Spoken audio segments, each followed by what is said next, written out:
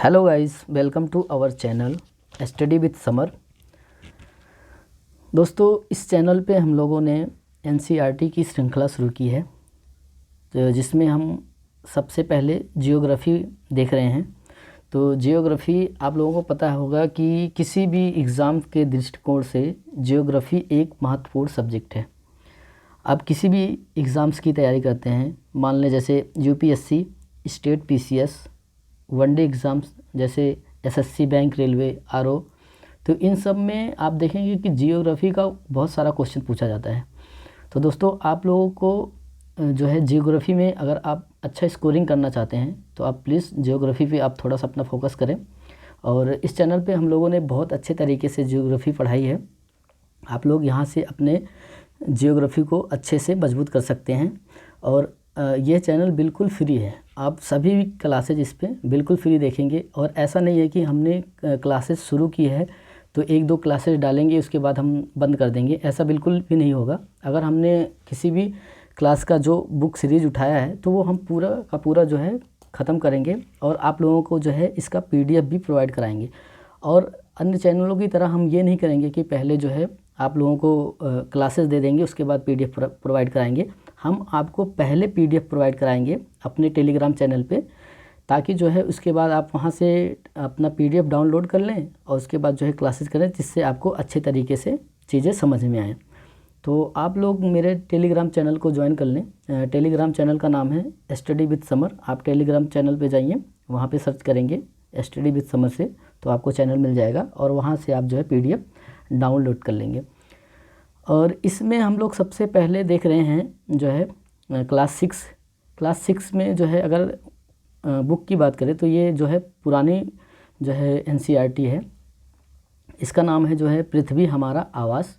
और इसमें सिलेबस की बात करें तो सिलेबस है जो है सौरमंडल में पृथ्वी, और दूसरा जो है चैप्टर है ग्लोब अक्षांश एवं देशांतर, तीसरा है पृथ्वी की गतियाँ, और चौथा है मानचित्र, पांचवा है पृथ्वी के प्रमुख परिमंडल, छठवां है पृथ्वी के प्रमुख स्थल रूप, और सातवां है हमारा देश भारत, और जो है आठवां यानी कि अंतिम चैप्टर है भारत में जलवायु, वनस्पति तथा प्राणी। अब ये देखिए, आप जो है जितने भी चैप्टर हैं हम बारी बारी से एक एक चैप्टर को कंप्लीट करेंगे और सबकी जो है पीडीएफ प्रोवाइड कराएंगे। आप लोग पीडीएफ वहाँ से डाउनलोड कर लीजिए टेलीग्राम से, उसके बाद आप जो है क्लासेस देखिए। तो इस जो है वीडियो की क्लासेस की हमने पहले से पीडीएफ जो है टेलीग्राम पे डाल दी है, आप वहाँ से निकाल सकते हैं और वहाँ से आप देख लीजिए। और टेलीग्राम चैनल का जो है लिंक भी आपको डिस्क्रिप्शन बॉक्स में मिल जाएगा, आप यहाँ से भी देख लेना। चलिए, तो ये जो पहला चैप्टर था हमने देखा है कि सौरमंडल है, दूसरा है ग्लोब अक्षांश, तीसरा पृथ्वी की गतियाँ, चौथा मानचित्र है, पाँचवा पृथ्वी के प्रमुख परिमंडल हैं, और छठवां है पृथ्वी के प्रमुख स्थल रूप, सातवां है हमारा देश भारत, और आठवां है भारत में जलवायु, वनस्पति तथा प्राणी। इन सभी चैप्टर को हम अच्छे से कवर करेंगे। अब इसमें जो है हम सबसे पहले चैप्टर की बात करें तो ये चैप्टर है सौरमंडल में पृथ्वी। पहला चैप्टर है सौरमंडल में पृथ्वी। अब इसमें हम देखेंगे कि हम इस चैप्टर में क्या क्या चीज़ें देखेंगे। तो इसमें है जो है ये खगोलीय पिंड है, तारे हैं, तारों के बारे में जानेंगे, सौरमंडल के बारे में जानेंगे, ग्रहों के बारे में जानेंगे, और पृथ्वी के बारे में जानेंगे, उपग्रह क्या हैं, चाँद के बारे में, उल्कापिंड के बारे में। इस चैप्टर में हम लोग इन सब चीज़ों को कवर करेंगे जितने भी दिए हैं। पहले से हम लोगों ने क्या किया है कि पीपीटी में अपना चैप्टर में जो जो पॉइंट दी गई हैं इम्पोर्टेंट्स, उन सभी पॉइंटों को हमने जो है एक पहले ही उसकी पीपीटी बना ली है ताकि आप लोगों को अच्छे से समझ में आए। तो आगे हम देखेंगे जो है इस चैप्टर से सबसे पहले हम देखेंगे खगोलीय पिंड। देखिए, खगोलीय पिंड की बात करें तो खगोलीय पिंड की जो है बात करें तो सूर्य, चंद्रमा तथा वे सभी वस्तुएं जो रात के समय आसमान में चमकती हैं खगोलीय पिंड कहलाती हैं। अब हम बात कर रहे हैं खगोलीय पिंड की। तो खगोलीय पिंड में सूर्य, चंद्रमा तथा वे सभी वस्तुएं जो रात के समय में आसमान में चमकती हैं खगोलीय पिंड कहलाती हैं। अब इसमें देखिए, आप अगर जो है खुले आसमान के नीचे जाएंगे तो आप देखेंगे कि आसमान में देखेंगे तो बहुत सारी ऐसी वस्तुएं देखेंगे कि जो आसमान में चमकती हुई नज़र आती हैं। तारे हो गया, चंद्रमा हो गया, और दिन के समय में आप देखेंगे तो सूर्य। तो इन सभी जो है वस्तुओं को जियोग्राफी की भाषा में खगोलीय पिंड कहा जाता है। तो आप लोगों को ये चीज़ अच्छे से समझ में आ गई होगी कि खगोलीय पिंड किसे कहते हैं। आगे हम बात करें तो आगे है तारा। अब हम बात करेंगे तारे की। कुछ खगोलीय पिंड बड़े आकार वाले तथा गर्म होते हैं। ये गैसों से बने होते हैं। इनके पास अपनी ऊष्मा तथा प्रकाश होता है जिसे वे बहुत बड़ी मात्रा में उत्सर्जित करते हैं। इन खगोलीय पिंडों को तारा कहते हैं। अभी हम लोगों ने पढ़ा कि जो है खगोलीय पिंड किसे कहते हैं, कि वे सभी वस्तुएं जो रात के समय में या दिन के समय में आसमान में चमकती हैं वो खगोलीय पिंड कहलाती हैं। अब खगोलीय पिंड में कुछ ऐसी वस्तुएं होती हैं जिनके पास खुद का ऊष्मा और प्रकाश होता है और वो उसे बहुत बड़ी मात्रा में उत्सर्जित करते हैं। तो ऐसे पिंडों को क्या कहते हैं, तारा। देखिए कि कुछ खगोलीय पिंड जो है आकार में बहुत बड़े होते हैं और ये गर्म होते हैं और ये गैसों से बने होते हैं। इनके पास खुद की ऊष्मा और प्रकाश होता है और जिसे ये बहुत बड़ी मात्रा में उत्सर्जित करते हैं। ऐसे जो है खगोलीय पिंडों को तारा कहते हैं। अब हम आगे देखेंगे, आगे है नक्षत्र मंडल। तारों के विभिन्न समूहों द्वारा बनाई गई विविध आकृतियों को जिसे हम आसानी से देख सकते हैं नक्षत्र मंडल कहलाते हैं। तारों के विभिन्न समूहों द्वारा बनाई गई विविध आकृतियों को जिसे हम आसानी से देख सकते हैं नक्षत्र मंडल कहलाते हैं। आप जो है खुले आसमान के नीचे जाइए, मैदान में आप चले जाइए या अपने घर की छतों पे जाइए, तो आप ऊपर देखेंगे तो आपको रात के समय में बहुत सारे ऐसे जो है विभिन्न तरीके के जो है आकृतियाँ दिखाई देती हैं जो तारों के द्वारा बनाई जाती हैं। आप देखेंगे कि तारों से विभिन्न तरह की आसमान में आकृतियाँ दिखाई देती हैं जिसे हम क्या कहते हैं, नक्षत्र मंडल कहते हैं। अब इसमें जो है अर्सा मेजर या बिग बियर इसी आकार का एक नक्षत्र मंडल है। जो अर्सा मेजर है वो भी एक जो है नक्षत्र मंडल का ही भाग है। और सप्तऋषि यह एक 7 तारों का समूह है जो कि नक्षत्र मंडल अर्सा मेजर का भाग है। सप्तऋषि के बारे में तो आपको पता ही होगा कि ये 7 तारों का एक समूह है जो एक साथ में नज़र आता है। आप देखेंगे जो है आकाश में तो एक साथ में ही नज़र आता है। तो ये जो है अर्सा मेजर का ही एक भाग है। अब इसमें हम बात करेंगे ध्रुव तारा। ध्रुव तारा जिसे हम उत्तरी तारा भी कहते हैं। आप ये इस चीज़ को ध्यान रखेंगे कि ध्रुव तारा को ही उत्तरी तारा कहते हैं। आसमान में हमेशा एक ही स्थान पर रहता है।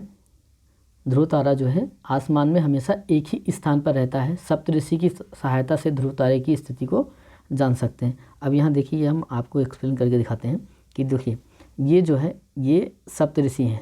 7 तारों का समूह आप गिनती कर सकते हैं, 1 2 3 4 5 6 7। ये 7 तारों का एक समूह है। और आप देखेंगे तो ऐसे ही आपको सेम टू सेम ऐसे ही जैसे ये चित्र बना हुआ है ऐसे ही आसमान में नज़र आएगा।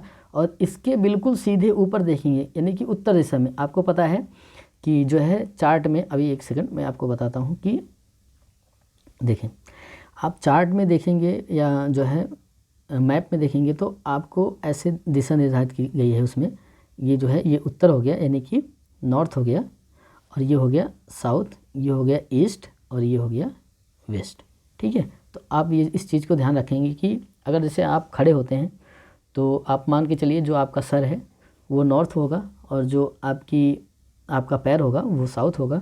आपका दाहिना हाथ जो होगा वो ईस्ट होगा और बायां हाथ वेस्ट होगा। तो इस तरीके से आप इस चीज़ को ध्यान रखेंगे और इस चीज़ जो है आप इसमें इसे भूलेंगे नहीं। तो आप इस चीज़ का ध्यान रखेंगे। अब इसमें देखिए वही सेम चीज़ें हैं कि ये सप्तऋषि हैं, 7 तारों का समूह है। इसके ऊपर देख रहे हैं ये ध्रुव तारा है। अब ध्रुव तारा के बारे में आपको एक चीज़ हम बता दें ध्रुव तारा के, तो ध्रुव तारा क्या है कि प्राचीन काल में जब इलेक्ट्रॉनिक वस्तुएं नहीं थी या किसी भी तरीक़े का, जैसे आज की डेट में हम लोग मैग्नेट से भी दिशा निर्धारित कर लेते हैं, तो उस समय जो है ये सब वस्तुएं तो थी लेकिन इनके बारे में लोगों को जानकारी नहीं थी। तो लोग अगर रात्रि के समय कहीं जाते आते थे तो ध्रुव तारे की सहायता से ही कहीं जाते आते थे। ध्रुव तारा वो देख लेते थे कि कहाँ पे ध्रुव तारा है सप्तऋषि की सहायता से, फिर उसी के हिसाब से वो अपने दिशा को चूज कर लेते थे।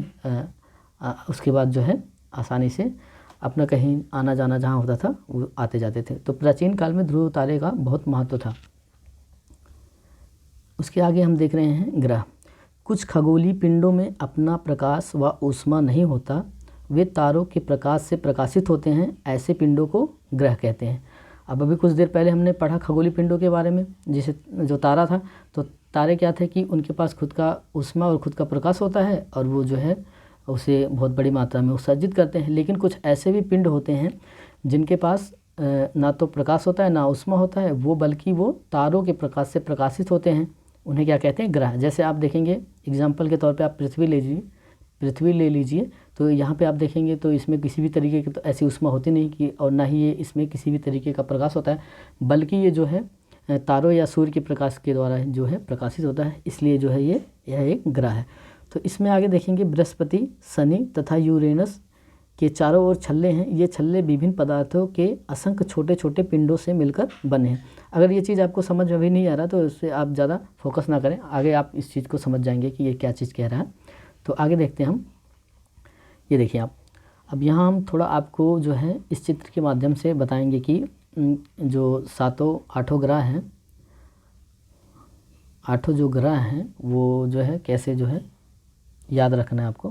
तो यहाँ पे देखिए, ये जैसे ये सूर्य हो गया, तो सूर्य के सबसे नज़दीकी ग्रह की बात करें तो सबसे नज़दीकी ग्रह बुध है। बुध के बाद जो है शुक्र है, शुक्र के बाद जो है पृथ्वी है, और पृथ्वी के बाद मंगल के बाद जो है ये श्वेत, ये शुद्ध ग्रह की पट्टी है, उसके बाद जो है बृहस्पति है, बृहस्पति के बाद शनि, फिर यूरेनस और फिर नेपच्यून, यानी कि अरुण और वरुण। तो यहाँ से बहुत सारे क्वेश्चन बनते हैं, आप इस चीज़ को ध्यान में रखेंगे और इसको हम आगे भी एक्सप्लेन करते हैं।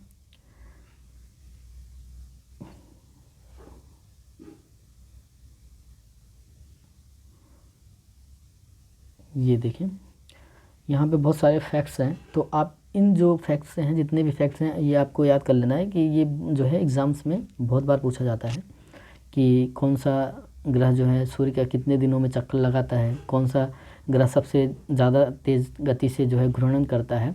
आपको यहाँ पे एक चीज़ और पहले हम बता दें कि ये जो घूर्णन और परिक्रमण किसे कहते हैं। तो जैसे आप मान लें कि ये एक, अगर मान लें आप जो है ये एक पेड़ है, ठीक है, अगर आप इसके ऐसे चारों तरफ से किनारे से ऐसे चारों तरफ से आप अगर इसका परिक्रमा कर रहे हैं, इसको बोलते हैं परिक्रमण, इसको परिक्रमण बोलते हैं। और जैसे आप एक ही जगह स्थित होके आप चारों तरफ से घूमें चारों तरफ से, तो आप जो है ये एक घूर्णन की गति कर रहे हैं। जबकि आप अगर पेड़ के चारों तरफ ऐसे घूमेंगे तो यह जो है परिक्रमण है। तो आप जैसे देखेंगे एग्जाम्पल के तौर पे, आप लट्टू नचाते होंगे बचपन में, तो लट्टू को जब आप नचाते हैं तो वो एक जगह जाके ऐसे घूमने लगता है, वहीं एक ही जगह पे ऐसे घूमने लगता है, तो वो क्या करने लगता है? घूर्णन करने लगता है। जैसे हम लोग नचौना वगैरह बचपन में नचाते थे, तो नचौना क्या करते थे, हाथ से जब ऐसे नचाते थे तो वो एक ही जगह जाके ऐसे नाचने लगता था, तो वो जो है वो घूर्णन करता था। जबकि अगर आप किसी वस्तु के चारों तरफ अगर चक्कर लगाते हैं तो वो परिक्रमण होता है। आप इस चीज़ को ध्यान में रखेंगे। चलिए, अब यहाँ पे हम बात कर रहे हैं बुध की। तो बुध का एक परिक्रमण काल जो होता है वो 88 दिन का होता है। और ये जो है जितने भी ये फैक्ट्स दिए गए हैं ये सूर्य के सापेक्ष में बात कर रहे हैं कि जैसे अगर यहाँ पे हम बात करें कि सूर्य का जो है बुध एक जो है परिक्रमण काल कितने दिन में पूरा करता है, वो 88 दिन का।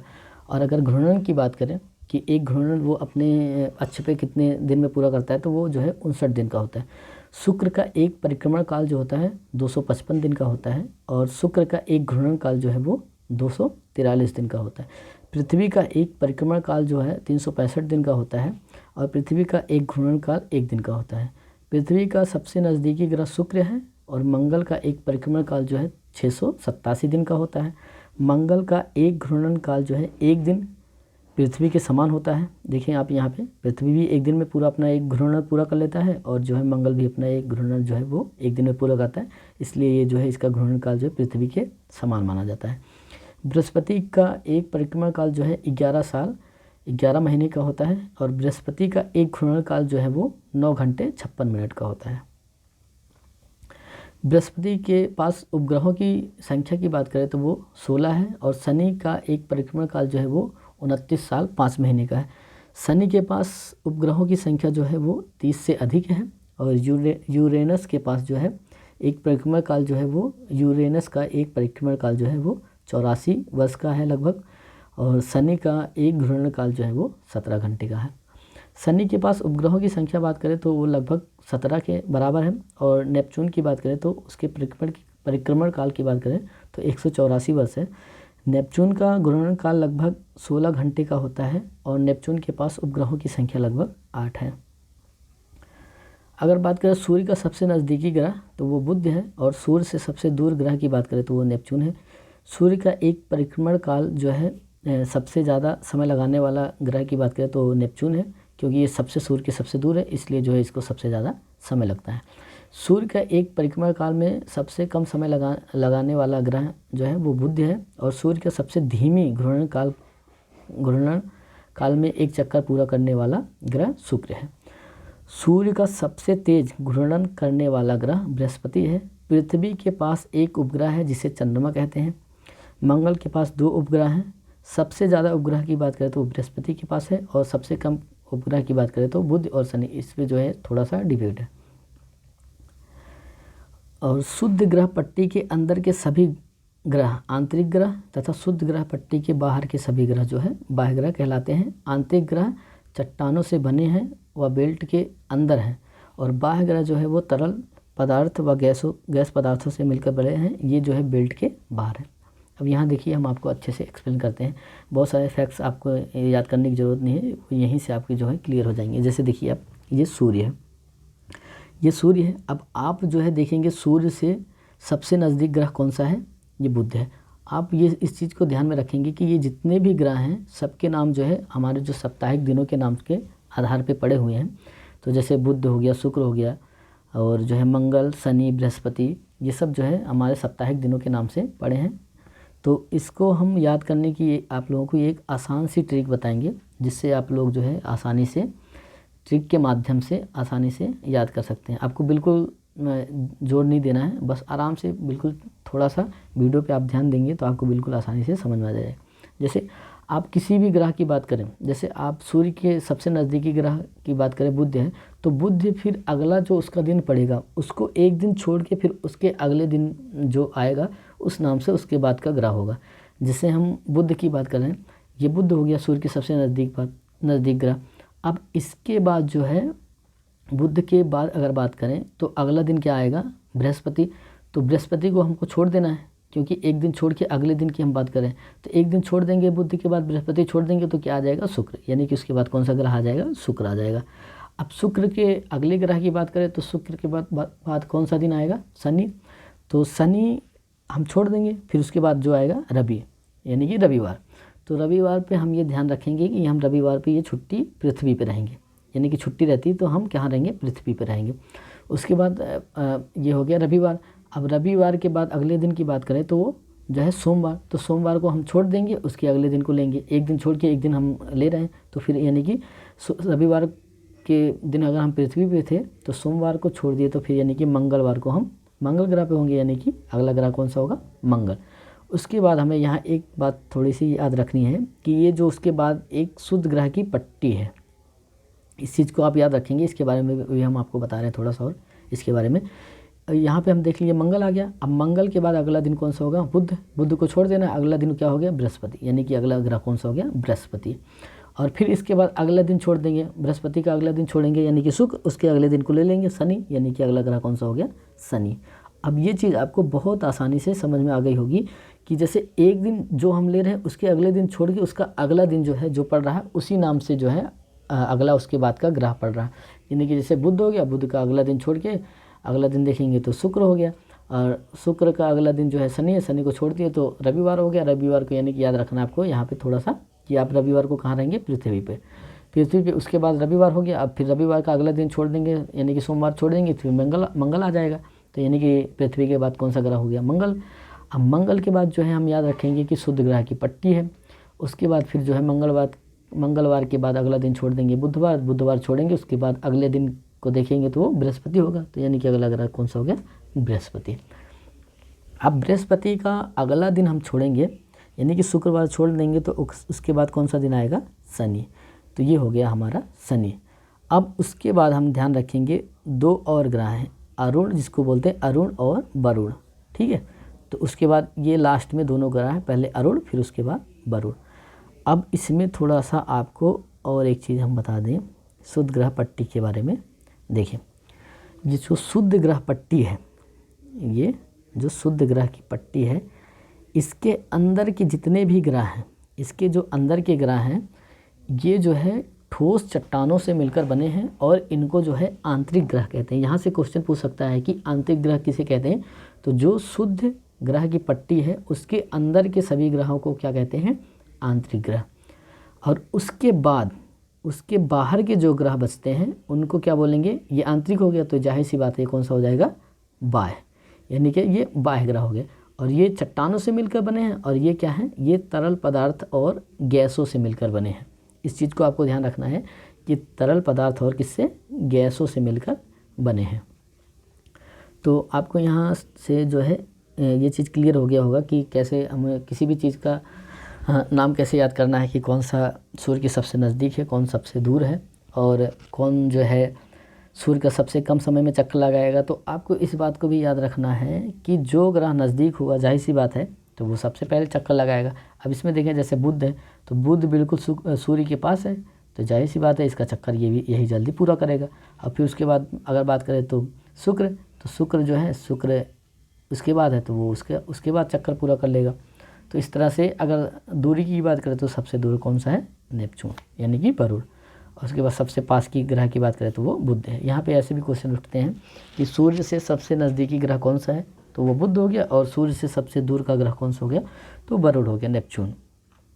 चलिए यहाँ से आप ये सब चीज़ें आपकी क्लियर हो गई होंगी।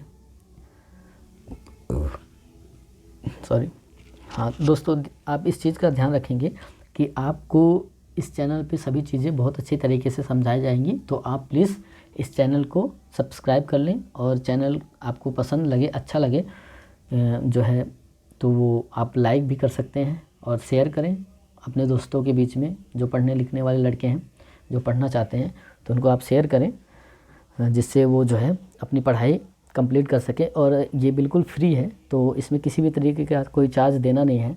तो आप जो है आज की डेट में आपको फ्री में जो है बिल्कुल, मतलब अन्य देशों के मुकाबले बहुत सस्ता नेट भी मिल रहा है। और जो है आप लोगों ने जो है वाईफाई वगैरह भी लगवा रखा है, तो इसलिए आप जो है आराम से इस चीज़ों को यूट्यूब पे देख के अपने सब्जेक्ट को जो है कंप्लीट करें। और अगर किसी भी तरीके से आपको कुछ दिक्कतें होती हैं या कुछ पूछना चाहते हैं, तो आप कमेंट्स करके हमसे पूछ सकते हैं, हम आपकी कमेंट्स का रिप्लाई ज़रूर देंगे। थैंक यू दोस्तों। अब आगे हम देखते हैं इसके आगे का।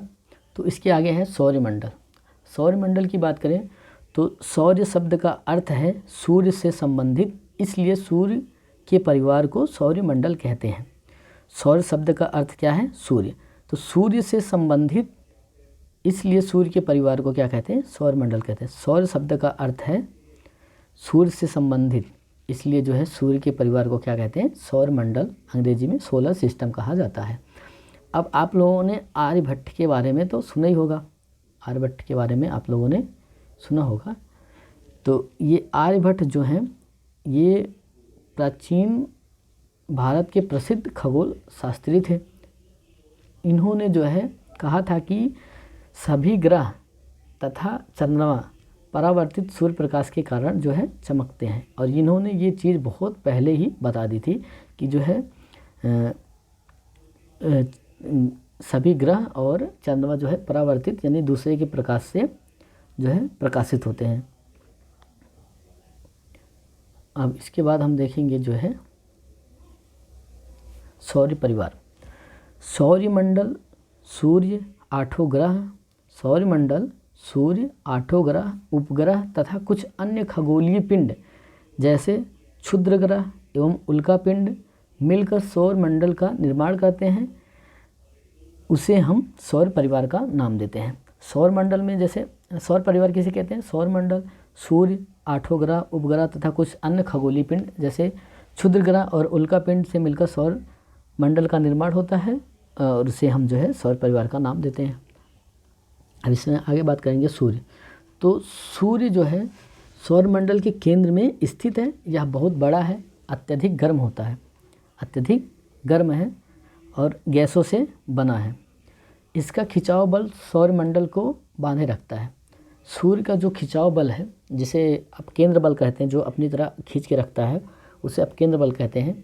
तो ये अपकेंद्र बल की वजह से जो है पूरे सौरमंडल को बांध के रखा है। तो सूर्य सौरमंडल के लिए प्रकाश एवं ऊष्मा का एकमात्र स्रोत है, लेकिन हम इसकी अत्यधिक तेज ऊष्मा को महसूस नहीं करते। लेकिन हम इसकी अत्यधिक तेज ऊष्मा को महसूस नहीं करते हैं, क्योंकि यह सबसे नज़दीक का तारा होने के बावजूद भी यह हमसे बहुत दूर है। सूर्य पृथ्वी से लगभग 15 करोड़ किलोमीटर दूर है। आप यहाँ पे एक चीज़ें याद कर सकते हैं कि सब जो है पृथ्वी से सूर्य की दूरी जो है लगभग 15 करोड़ है। और एक चीज़ और आप यहाँ देखेंगे अभी आगे कि जो है ये आप देखेंगे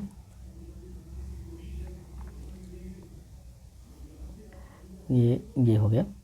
हमारे सौरमंडल में 8 ग्रह हैं। आपको हमने बता दिया, जो ग्रह थे 8 उनके बारे में हमने आपको बता ही दिया है कि सौरमंडल में 8 ग्रह हैं। सूर्य से दूरी के अनुसार बुध, शुक्र और पृथ्वी, मंगल, बृहस्पति, शनि, अरुण तथा वरुण है। सूर्य से दूरी के अनुसार जो ग्रहों के बारे में हमने बताया 8 ग्रह के बारे में, तो बुध, शुक्र, पृथ्वी, मंगल, बृहस्पति, शनि और अरुण तथा वरुण है।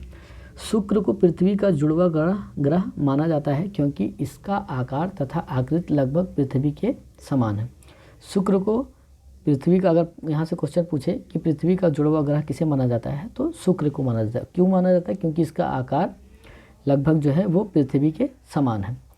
अभी तक प्लूटो भी एक ग्रह माना जाता था, लेकिन अंतर्राष्ट्रीय खगोलीय संगठन ने अपनी बैठक अगस्त 2006 में अंतर्राष्ट्रीय खगोलीय संगठन की बैठक हुई थी, तो उसमें यह निर्णय लिया गया था कि जो खगोलीय पिंड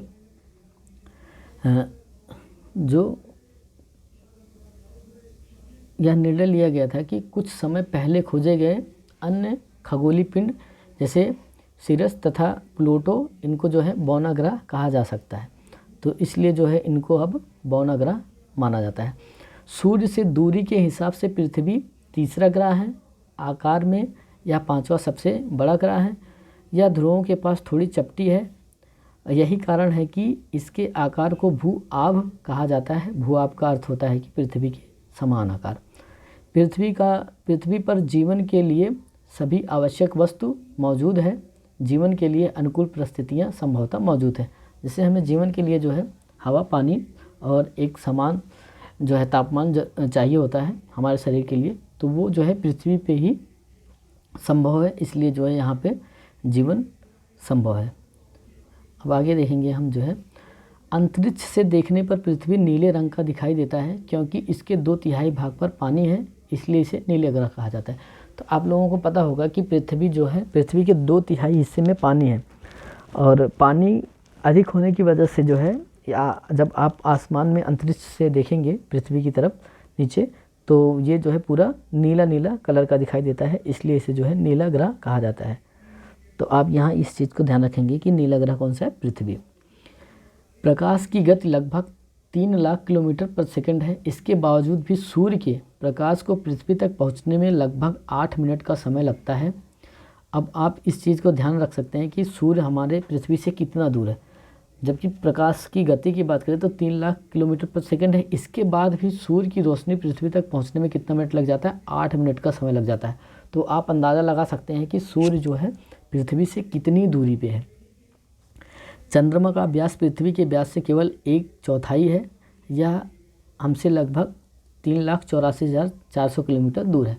तो आप यहाँ इस चीज़ को याद रखेंगे कि पृथ्वी से चंद्रमा की दूरी कितनी दूर है? वो 3,84,400 किलोमीटर दूर है। अब आप ये देखेंगे कि चंद्रमा इतना बड़ा क्यों है? क्योंकि ये जो है पृथ्वी के सबसे नज़दीक है। नज़दीक होने के कारण ये जो है हमें ऐसा प्रतीत होता है कि जैसे चंद्रमा बहुत बड़ा है। चंद्रमा पृथ्वी का एक चक्कर लगभग 27 दिन में पूरा करता है, और लगभग इतने ही समय में यह अपने अक्ष पर एक चक्कर भी पूरा करता है, जिसके परिणाम स्वरूप पृथ्वी से ही हमें चंद्रमा का केवल एक ही भाग दिखाई पड़ता है। अब आपको एक चीज़ मैं यहाँ पे याद करा दूँ कि जो है ये देखें, अब ये कह रहा है कि जो ये मान लो ये पृथ्वी है, ये चंद्रमा है, तो पृथ्वी का जो चक्कर है चंद्रमा जो है वो कितने दिन में पूरा करता है? 27 दिन में। क्या करता है? 27 दिन में। ये देखो आपने, चंद्रमा पृथ्वी का एक चक्कर लगभग 27 दिन में पूरा करता है, और ये लगभग 27 दिन में पूरा करता है और इतने ही समय में अपने कक्ष में एक चक्कर भी पूरा करता है। तो जैसे हमने बताया कि ये मान लो पृथ्वी है और ये चंद्रमा है, तो ये चक्कर कितने दिन में पूरा कर रहा है? ये 27 दिन में। और जो चक्कर ये 27 दिन में पूरा कर रहा है, तो ये अपने अक्ष पे भी एक चक्कर जो है वो कितने दिन में पूरा कर रहा है? 27 दिन में। इसी की वजह से जो है पृथ्वी से जो है चंद्रमा का केवल एक ही भाग दिखाई देता है, जबकि दूसरा भाग नहीं दिखाई पड़ता, क्योंकि ये जितने दिन में चक्कर एक पूरा लगा रहा है पृथ्वी का, उतने दिन में ही अपने अक्ष पे एक चक्कर पूरा कर रहा है। इसी वजह से जो है हम पृथ्वी का चंद्रमा का एक ही भाग देख पाते हैं। अब चलिए, ये सब आपको मुझे लगता है कि आप लोगों को ये अच्छी तरीके से समझ में आ गया होगा। अब आगे हम बात करें क्षुद्र ग्रह की। ग्रहों एवं उपग्रहों के अतिरिक्त असंख्य छोटे छोटे पिंड भी सूर्य के चारों ओर चक्कर लगाते हैं। इन पिंडों को क्षुद्र ग्रह कहते हैं। अब ग्रहों एवं उपग्रहों के अतिरिक्त कुछ ऐसे भी कण हैं, जो ग्रहों उपग्रहों के अतिरिक्त कुछ ऐसे भी छोटे छोटे पिंड हैं जो सूर्य के चारों ओर चक्कर लगाते हैं। इन्हें क्या कहते हैं? क्षुद्र ग्रह।